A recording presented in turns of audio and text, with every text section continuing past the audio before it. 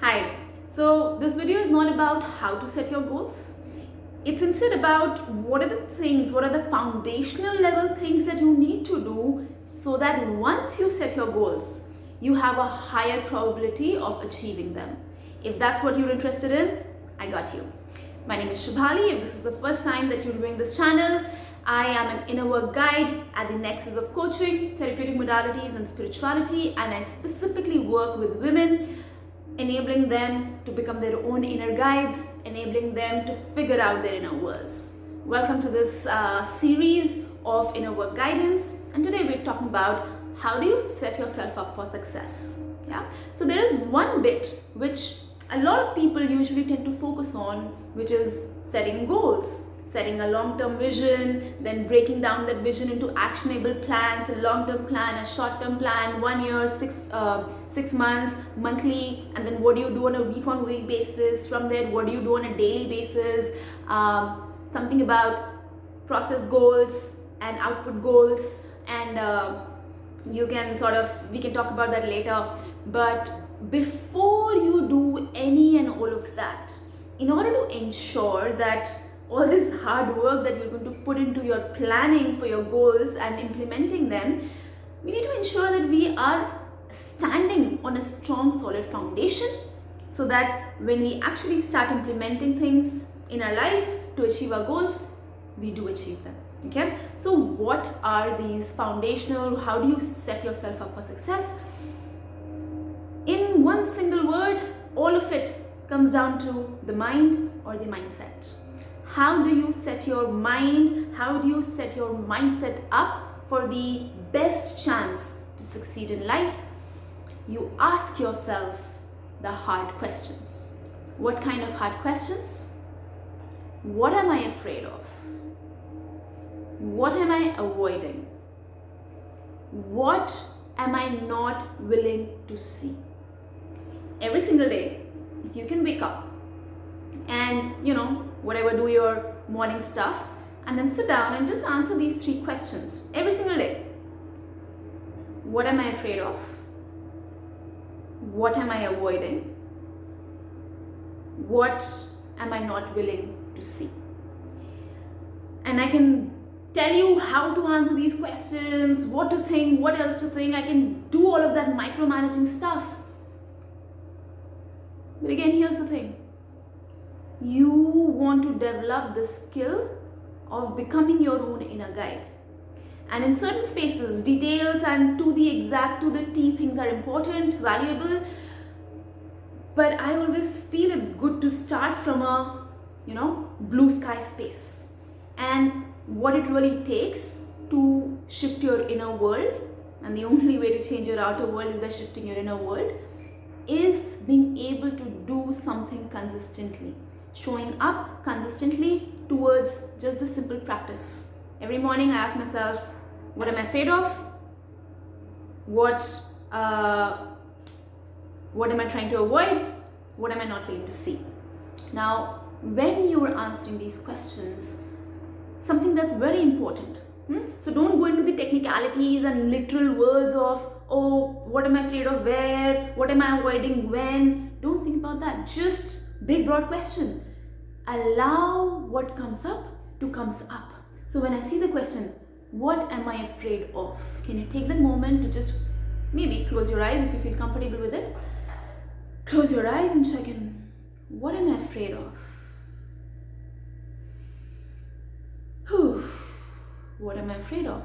And something that very commonly comes up for many of us is, what if it doesn't work? Broadly, generally speaking. Yeah. And so if there is something specific that you're working on or wanting to achieve, it might be related to that. What if this goal that is so important for me, what if it doesn't work out? That's my fear. And so then I write down, I'm afraid, I wonder, I'm afraid that it may not work out. Okay, written it. Next question, what am I avoiding? Again, what am I avoiding? And these answers to these questions can be unrelated, and many times you'll see that they're sort of completely related to one another. So what am I avoiding? Because I'm afraid that it's not going to work, I'm avoiding actually sitting down and putting down my goals, making a plan. Yeah. And then the third question, what am I not willing to see? Again, checking with yourself, what am I not willing to see? And maybe the answer that comes up is that what I'm not willing to see is that I need to learn X skill. Or what I'm not willing to see is that there will be a cost, there will be a price to pay, and that price may be actually money, that price may be time, time that you need to carve out from some other space in your life, or that cost may be the cost of vulnerability, the cost of the fear of failure. Yeah. So what am I afraid of? What am I afraid of? What am I avoiding? And what am I not willing to see? Right? Now, once you start answering these questions, and my recommendation is that you start this practice, and at least for the next 10 days, every morning you wake up and just write down answers to these questions, think about them, write down. It's not going to take you more than 5 to 7 minutes on a daily basis. Over a period of 7 to 10 days, you're going to have much more clarity about what's actually happening in your mind. We usually think that our conscious thoughts are all that is there, but our conscious thoughts are just the surface level, just at the surface. There's this whole deep ocean that's below, right? And this whole deep ocean is what impacts the surface level thoughts. When you start answering these questions over an extended period of 7 to 10 days, you'll be able to see things that are under the surface. And then from there, the next step would be, what has come up? Now, how do I work with these pieces? Let's say, for example, how do I work with the fear, right? The fear of what am I afraid of? I'm afraid that this is not going to work out. And then that's where you use a little bit of fear. Now, this asking and answering hard questions for yourself on a daily basis, what we're really doing is we're tapping into the subconscious. The only way to tap into the subconscious is to let the answer emerge. From the conscious mind, you're just asking the question, then you're sort of dropping into your body and letting the answer emerge. This is the conscious and the subconscious mind sort of playing together. Yeah, interweaving together to bring you your truth.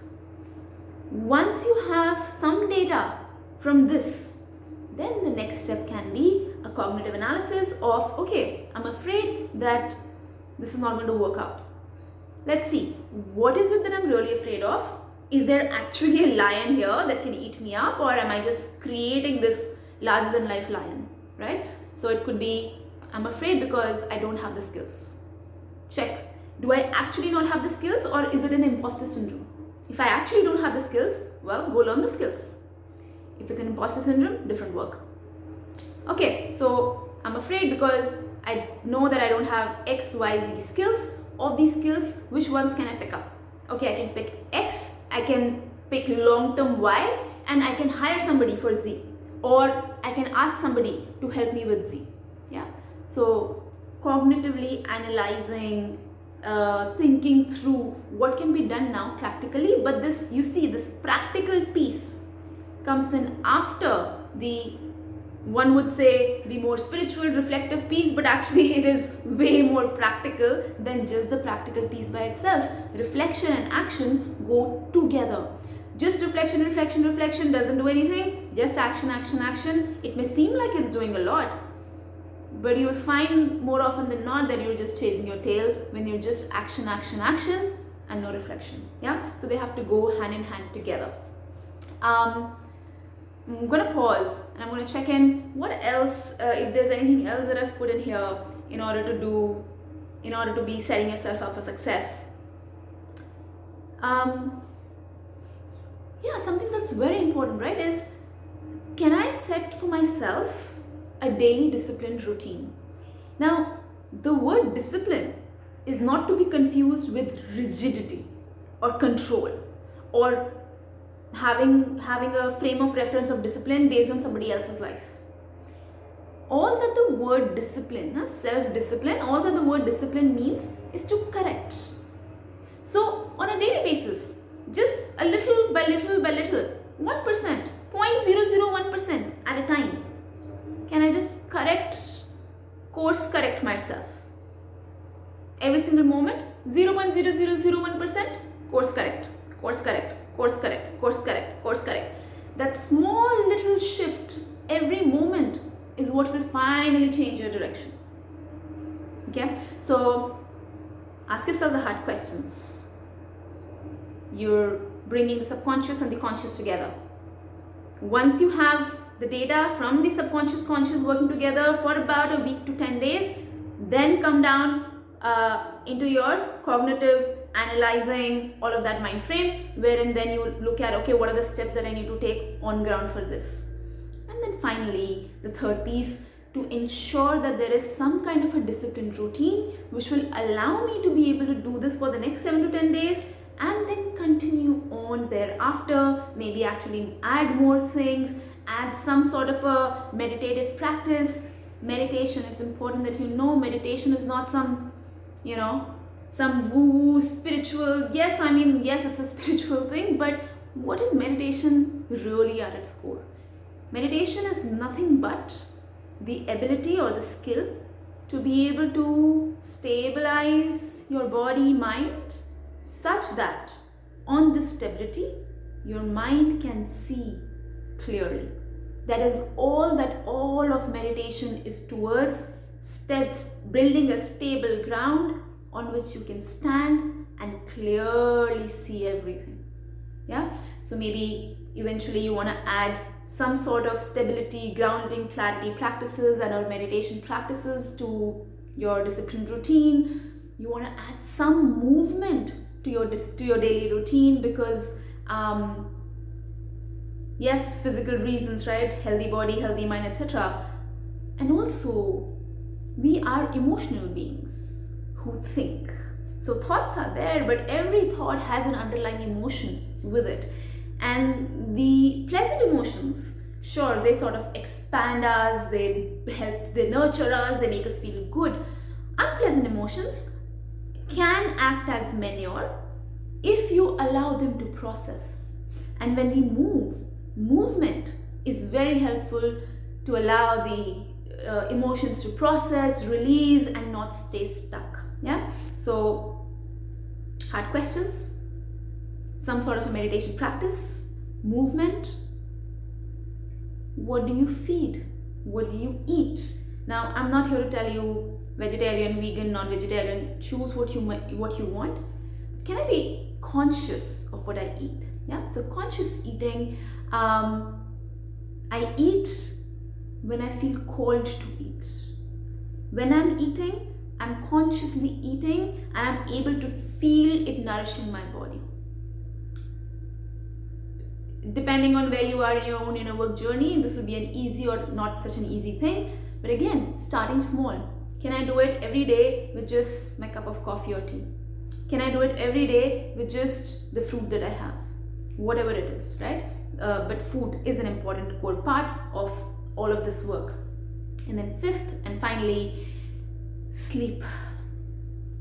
Am I giving enough rest to my body and mind to be in their best space, to be able to create, to be able to act, to be able to reflect? And then, so these are 5, and I'll give you one bonus. This one bonus is lightness, humor, jest, smile, laughter. How can I add that in my day? Now, either you are a funny person, or you have someone around you who's funny and they add, humor and lightness to you. Or again, you can bring that into your life. Watch stand-ups, read things that are funny, watch funny content, TV content. Yeah, add in humor until it becomes a part of you.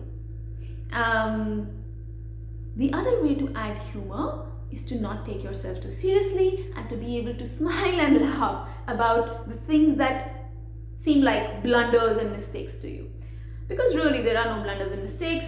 Every moment, every being is choosing to do the best they think it is in that moment. Yeah. Yeah, and with that, I'm going to close out this video. I hope this added value to you. I hope this brought in some additional perspective. Let me know in the comments below how all of this landed, and if there is anything else that is there on your mind that I might be able to share my 2 cents on. Until then, take care.